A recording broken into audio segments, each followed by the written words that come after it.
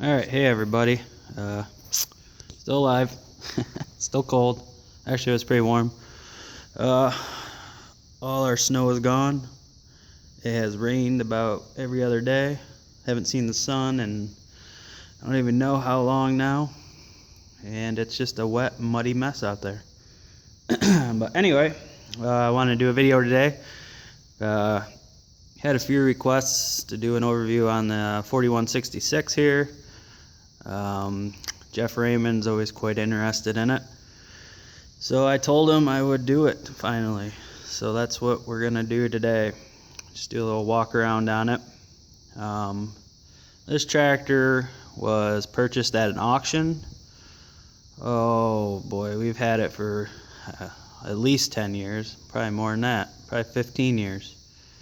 We went to this auction looking at a corn planter, and if I remember correctly, they had two of these there. Auction was about 2 hours north of the farm here, and we were not planning on buying a tractor, but this old girl sold for 2,700 bucks, so my dad bought it. Didn't really need it at the time, just thought it was a cool old tractor. The paint was fair on it. Somebody had just spray bombed it probably before we bought it, so it wasn't the best looking thing, but it wasn't the worst looking thing. These tractors were made from 72 to 76. It's rated only 130 horsepower at the drawbar and 150 for the PTO. I don't know where this one's at, somewhere in that range. It pulls pretty good. It just doesn't really have much of a, when you put it in the high gears and you go to take off, she doesn't much care for that. She likes to be in the lower gears, which is fine for pulling equipment and such. But I had talked to a couple guys, and my dad knows that used to work on these back in the day, and they said that the governor here is kind of known for being a fickle little creature. So actually I have plans on getting this ripped off, and the west side state there's a place that rebuilds these and refurbishes them, so hoping to do that for spring, get it back, and get some more ponies out of her, maybe even turn it up a little bit. The motor is a International DT 436, so 300 or 436 cubic inch. Yeah, so anyway, we bought this tractor and brought it home. Took quite a while to drive her home. It's actually quite fast. Most of the old Internationals are pretty fast. Anybody that has like a 856 or something like that, this thing's about geared the same, which is crazy fast on this thing, considering just how big it is and whatnot. Hardly ever get it going full speed. But so we bought it, used it for a little bit. I was quite young when we bought it, so I don't know. It was cool, but we weren't farming that much at the time, and we just never really used it that much.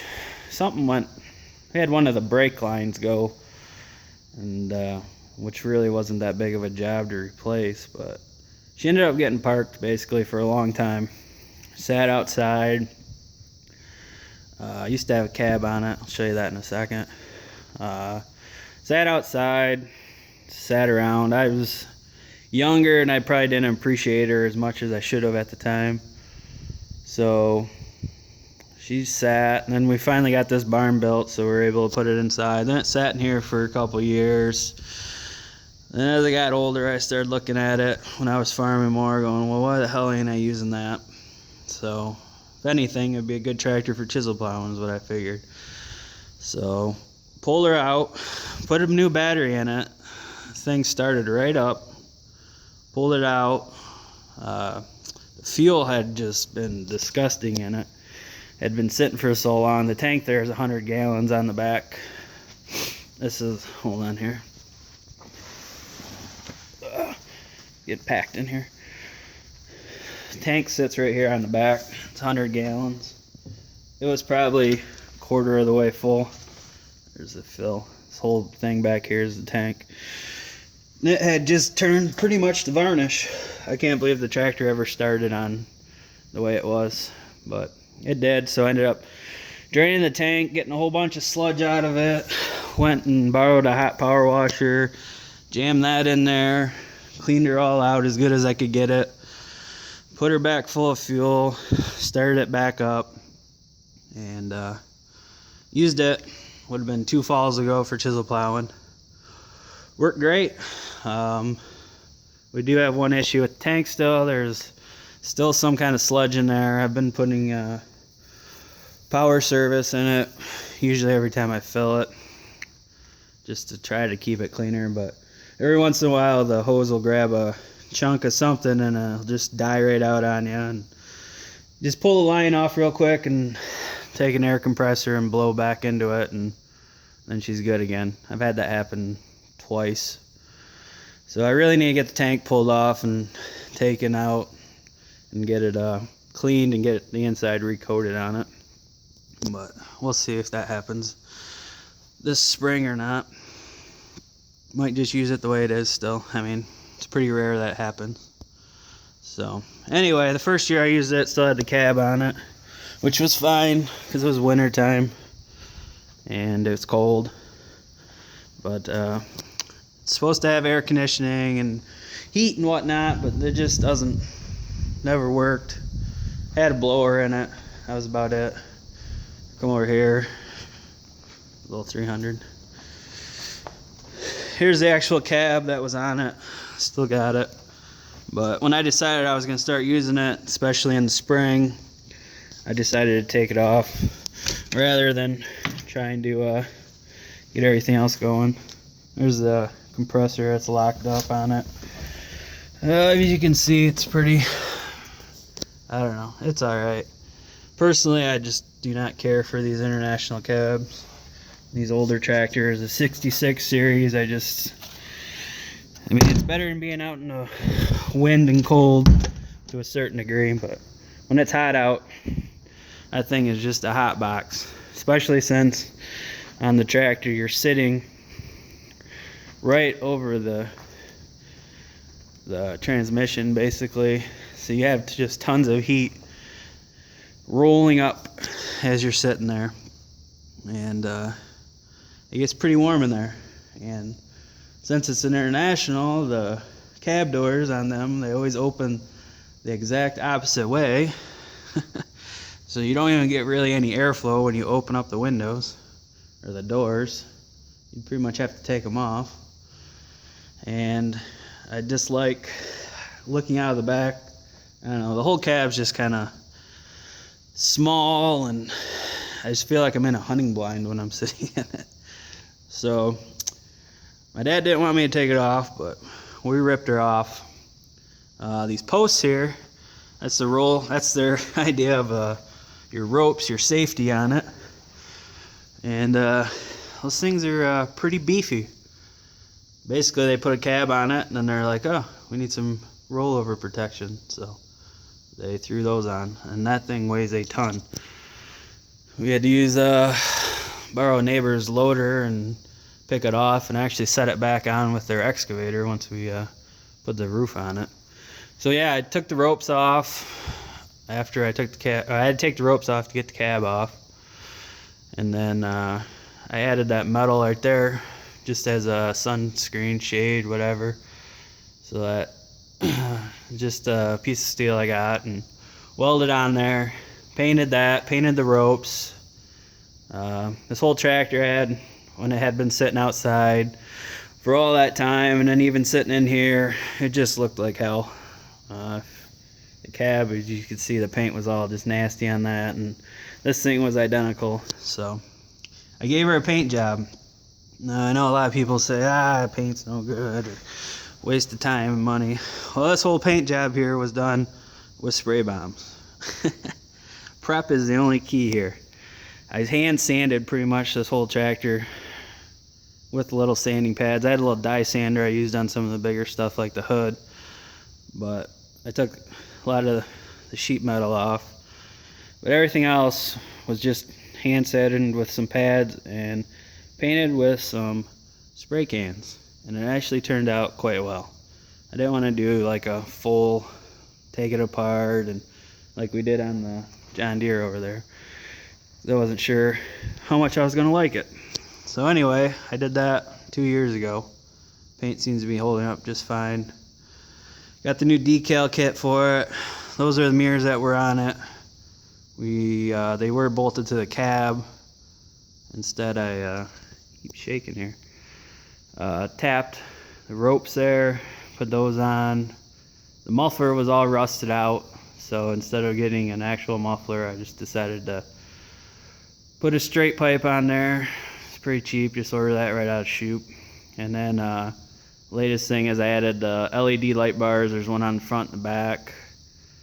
Just some no-name ones I got off Amazon. And those square front LEDs there, those are just from Tractor Supply. Nothing special, but they seem to work good. What else to say about it?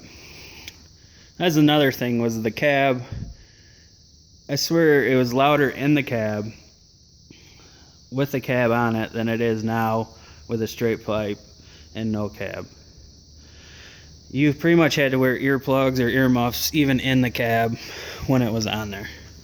So this paint scheme here, I just kind of did my own thing. Like those are not supposed to be black. It's all red originally, but I thought they'd look better black. The diamond plate steps and the wheels, I painted them the International white or cream, and technically on this tractor they were like a silver, but that's what I did because I could. After I took the cab out, there was no floor mat. Can't really see right here, it's dark, but you can see right here where my foot's at. That's actually a cow mat that I bought and just cut and took a piece of angle iron, wrapped around the side there to make basically a floor mat, even though it's a open station tractor. Let's see here. So yeah, here's your throttle, typical International throttle in the middle, kind of, I don't know, it's kind of awkward. The hours, see if that'll focus, 3,989 hours. I believe that to be original. I don't think this tractor was used that much. Can't even really remember the auction that well, so I don't remember what the guy had as far as equipment and what he actually probably used this thing for. But then you got your fuel gauge, your temperature gauge, filter gauge. Everything works. All the lights work. Let's see. Got the flashers. Got those working. Lights even work on the back there. The backlit for your gauges, which is pretty nice. Yeah. So gear shifter is off here to the right. You've got 4 ranges. You got 2 ranges, a high and a low, which is this center one. And you got 4 gears in each range. There's no TA, no anything like that. This right here, this lever, which I need to find a thing for it, is the steering. When you go down the road with it, you pretty much have to put it into the 2, which is 2-wheel steering. So that's just your front. Otherwise, there's no way you could keep it on the road. So you get your wheels relatively straight, and then you push on this lever and you can feel it. It'll pop over, and it's supposed to lock your steering up. The thing about it is, since this thing is crab steer, it doesn't, and it's old, it doesn't lock like it's supposed to. It's kind of off just a little bit. So you're kind of dog-legging it, I would say, when you go down the road just a little bit. It's kind of different. And then here is your lever for your 4-wheel drive, 2 to 4-wheel drive. And that's about it as far as it goes. And that up there is your signal indicator for your hazards and your turning. Yeah, and you got one brake pedal, does all your brakes, all 4 of them. And then there's your clutch pedal, and the little pedal, if you can see, is your parking brake. So yeah, then over here you got your these 2 little levers here, your outlets, And this one right here is your draft control for your 3-point. And let's see what else to say about it. Of course, I got the blade on it. I bought this off of a dairy farm I used to work for. They bought a fancy Dingleman, and I remember they had this thing sitting there. We used to use it on a John Deere 8440 when I worked there. So went over there one day and he said, yeah, sell it to me. So figured, what the hell, this tractor would look good with a blade. So made a bracket there, because the brackets that came with it obviously weren't going to work out. Totally different tractor. Do have, get back here again. Ow. There's the back. Is there's only 2 outlets on it, which is kind of not good, because when I pulled disc compactor or field cultivator and the crumbler, I need 3. So I end up having to unfold one of them and then disconnect one and then flop it over so I can do the next thing.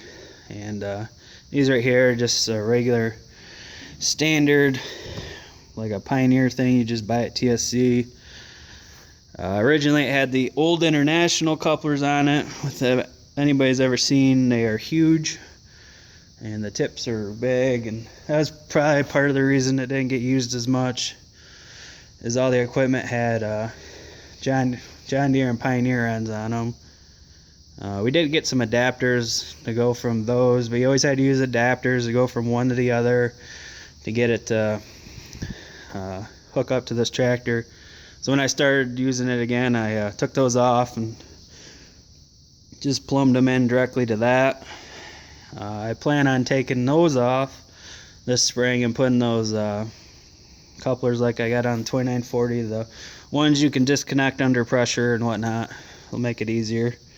And I might try to do some kind of valve thing on one of the outlets where I can have 3 but flip a lever to put the flow over to another one. I know you can buy those out of chute, but they're like, I think they're like $500 or $600, and I don't know. I can get off a tractor, move some hoses quite a bit for that money. But yeah, so it's got 3-point, no PTO. I did find a PTO. There's a salvage yard just north of here that has one. The tractor came in, it's all, they already had a tire off it and some other parts. I called them and talked to them about how much it would be to get that PTO out of there, because it's just a whole separate mounting that just goes on there, and they never called me back. So I don't know, apparently they either sold it or they don't want to sell it to me. But if you can see this here, I didn't paint the arms. That's what the whole tractor looked like. It was a good pinkish color. I don't know, it was just bothering me, so that's why I decided to spray bomb it. It took me probably 3-4 days to do it. Wheels probably took the longest time, I would say. And yeah, at those lights there, those are the ones that were on it, and then the LED light bar up there. I haven't got to use those lights too much yet, since all it does is rain. This fall I was not able to do any tillage really, especially nighttime. You see there's a little bit of oil seepage there on the block. I think it's just blow by the turbo, what it's looking like. Nothing too much to be concerned about. So yeah, that is the tractor, Jeff. I do want to probably take that grill off, and I'd like to get that dipped in chrome. I think that would make it pop and look pretty cool, but we'll see. That's obviously not something that's a big deal. So yep, there she is in her glory. This spring it will be out doing something, and I got that GoPro now, so I'll be able to get some footage of it. Got a magnet mount I made and plan on sticking it all over. So yeah, that's gonna do it for this one. I'll show you guys this real quick. I don't know how much longer this will be here, but This is a Great Plains grain drill that I currently have. It's for sale. Got a couple guys interested in it. But just figured I'd show you guys what I used to plant beans with. Hopefully not this year. Looking at a different planter. So yeah, this is a 30-foot grain drill, or as I call it, a controlled spill. That's about all you're doing. It's on 10-inch spacing, which is a little bit different. Really did work all right for beans, but I don't know. I figure if I get something that's a little more accurate, it'll pay for itself in seed savings and whatnot.